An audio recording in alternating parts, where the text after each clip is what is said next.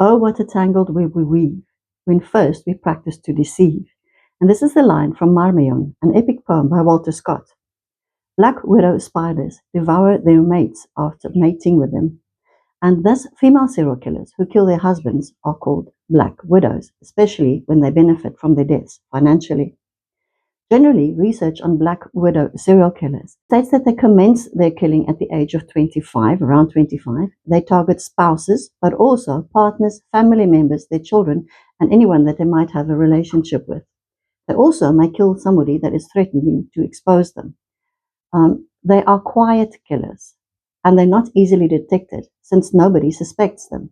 Now, their preferred weapon of choice is poison, and the main motive is profiting from the insurance policies and inheritance.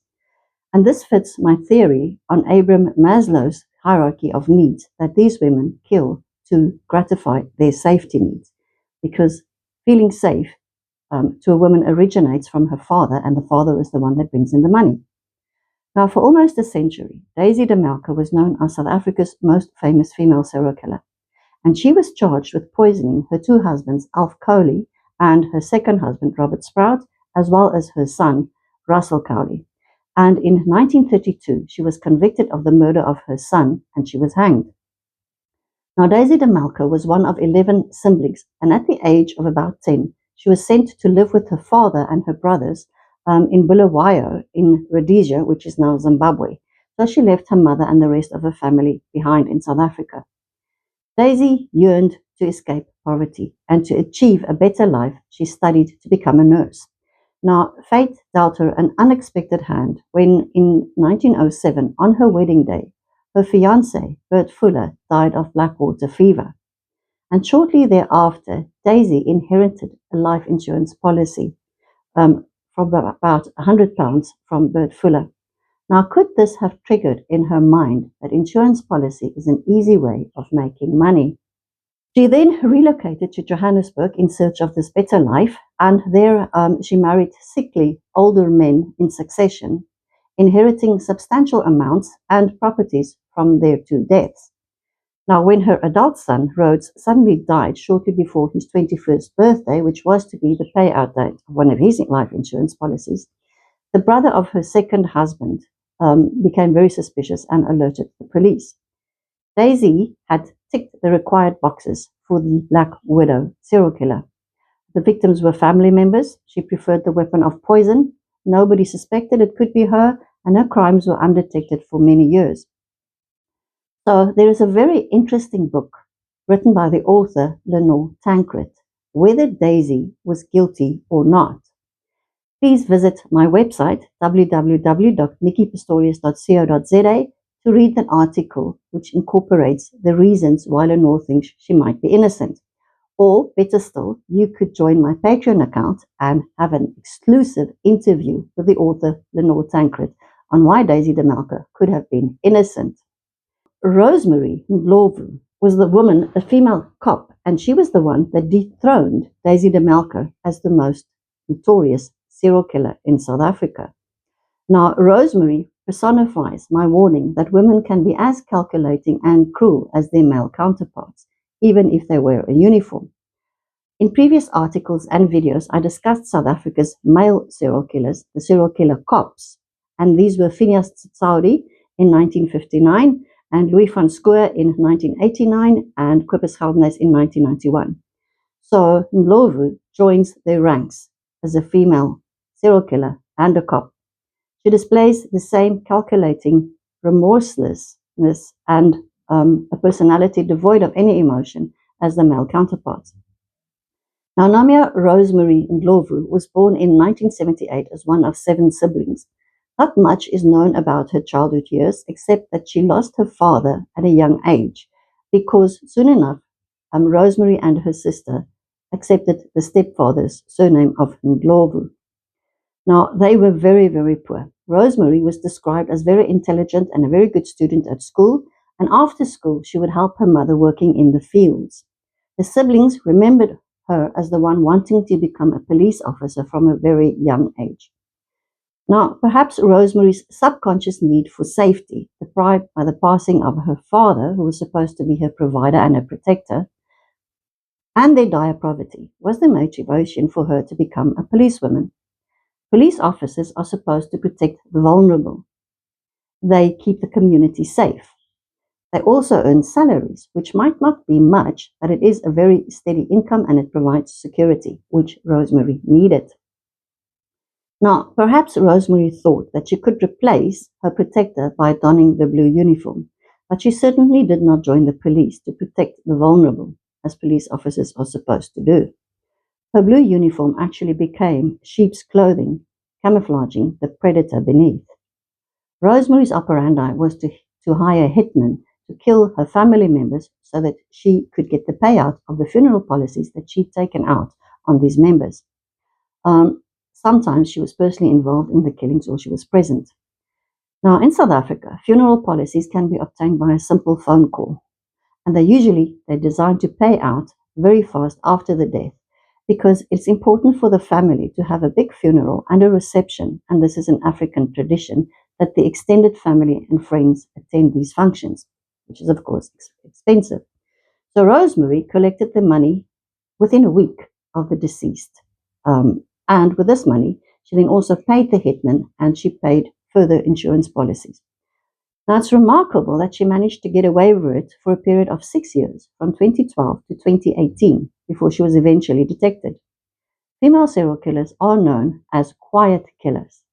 Rosemary managed to get away with the murders because they were investigated in different precincts in the police. And since the modus operandi was different every time, there was a linkage blindage. But the common denominator here was Rosemary, the cop. Now, eventually, Sergeant Kishi Mabunda, who was investigating the murder or the death of her boyfriend Maurice Mabasa, became very suspicious. And he started collecting all the murder dockets where Rosemary was featuring as one of the members of the family. And eventually, this culminated in the arrest of the Black Widow serial killer in South Africa. Now, in March 2021, Rosemary's cousin, Madala Witness Homer, was found beaten to death, and Rosemary collected 137,463 rand in funeral insurance. Then, the second doctor, in June 2013, her sister Audrey disappeared and she was found poisoned and strangled, and Rosemary collected 717,422 rand.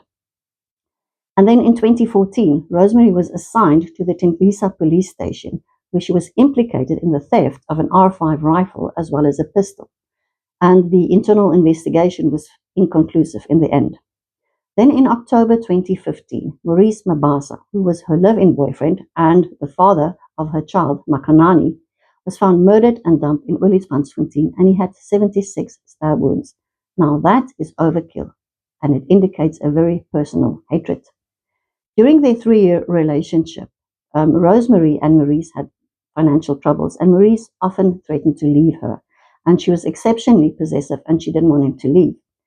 So one night, a month before his death, he woke up to find his house on fire. Rosemary had evacuated the property with their baby, and later there was found a few bottles with petrol under his bed, but he escaped unharmed. He did not open a case. A month later, he was found beaten and stabbed to death. Rosemary had 16 life insurance policies on Maurice, and some of these were clearly forged. She collected 416,357 rand. The baby, Makanani, was then raised by Maurice's mother. In 2016, Rosemary's niece, Zanele Mota, was found beaten to death, and Rosemary received 119,840 rand. In April 2017, after her 2-year-old toddler Makanani visited her, the child died. She was not charged with this murder. By now, Sergeant Mabunda had established that Rosemary had a gambling addiction and she was hunted by loan sharks. And this was confirmed by her commanding officer, Colonel Moloka. So in 2017, William Mashabu, Rosemary's nephew, was found dead. He was not robbed, and the last person on his phone was Rosemary. And she walked onto the crime scene half an hour later, where the police were investigating and processing it. Now, Sergeant Mabunda managed to block the payout of this insurance money. Then in January 2018, brilliant Mashahu, Audrey's son and Rosemary nephew, was found beaten to death. Again, the payout was blocked. Rosemary had in the meantime also hired hitmen to kill her sister and her sister's children and her elderly mother, and she, of course, taken insurance policies on them. But the hitmen found they could not kill her sister because she was the mother of 5 children and she was still breastfeeding the youngest. And they could not kill the older lady, the mother. So they went to Colonel Boloko and they spilled the beans. So during an authorized sting operation, Rosemary told an undercover cop that she wanted them to sedate her sister because her sister was suffering from a flu, and then they had to set the house on fire. She said she didn't want them stabbed or shot because insurance companies would then be suspicious, but nobody would be suspicious if a house burned down in a village. Now, Rosemary, like the station strangler, had booked herself into a clinic for depression as an alibi, but she had a day pass that day to go and show the hitman the house of her sister. And it was during that sting in 2018 that she was arrested. Her trial commenced in 2021, and her mother did not believe that her daughter could kill her family members. She didn't, despite the fact that she'd already ordered a hit on her mother as well. Now, typical female serial killers go undetected because family members do not believe that they can actually kill. People described Rosemary as a friendly person, although she had a very bad temper. And in court, Rosemary was defiant, she was arrogant, she showed no emotion, except for a few fake tears that she shed when advocate Rihanna Williams was talking about the case of her lover, Maurice. And by then, she'd also, from prison, organized unsuccessful hits on Sergeant Mabunda and Colonel Boloka from inside the prison. She also assisted a fellow police officer, Nomsa Madao, to take out a hit on Nomsa's husband, and Nomsa was convicted of conspiracy to murder. And Rosemary Ndlovu was eventually convicted in November 2021 on 6 murders, with life sentences running concurrently. In her testimony, my erstwhile colleague, Lieutenant Colonel Elmarie Mayberg, testified that Rosemary Ndlovu was not to be rehabilitated and that she was a serial killer. The judge commended Sergeant Keshi Mabunda for excellent detective work and Advocate Rihanna Williams for her prosecuting, and I concur. Congratulations, excellent work. Now, interestingly, after her conviction, it was disclosed that in 1994, at the age of 18, Rosemary Ndlovu had married a man called Hand Khoza. A year later, in 1995, their son, Jonty, was born. And at some stage, Rosemary abandoned Hand and Jonty to look for a better life in Johannesburg. He was following Daisy de Melker's footsteps. Now, Jonty was then raised by his parental grandmother. And in 2004, Hand fell ill, and Rosemary then visited him in hospital. And then she discovered, and the day after she visited him, he died. Rosemary then discovered that he had an insurance policy which would pay out to her son Jonty when Jonty turned 18. So in 2005, Rosemary went to collect her son Jonty to live with her, and scarcely in her care, or he was admitted to hospital for poisoning. So she took him home one day, and the next day he died. And she was the beneficiary of an insurance sum of 12,000 rand.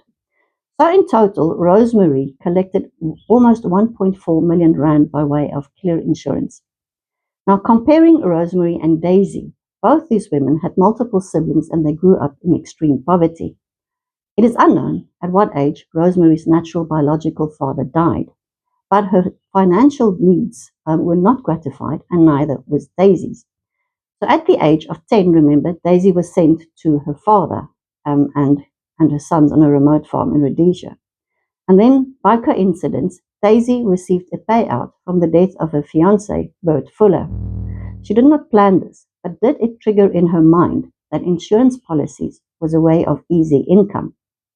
Rosemary only got wind of Hand's insurance policy after his death, which paid out to Jonty. So also, could this have triggered the diabolical plan that insurance was an easy income? Perhaps these two women experienced an empty void due to some kind of abandonment by the father figure and severe poverty. And then, by some trick of fate, coins trickled into their empty emotional piggy banks.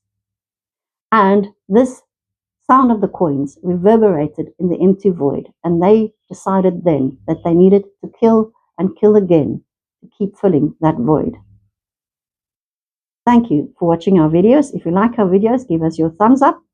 Also, please join our Patreon community where we will give you more psychology behind criminal profiling. Thank you for watching.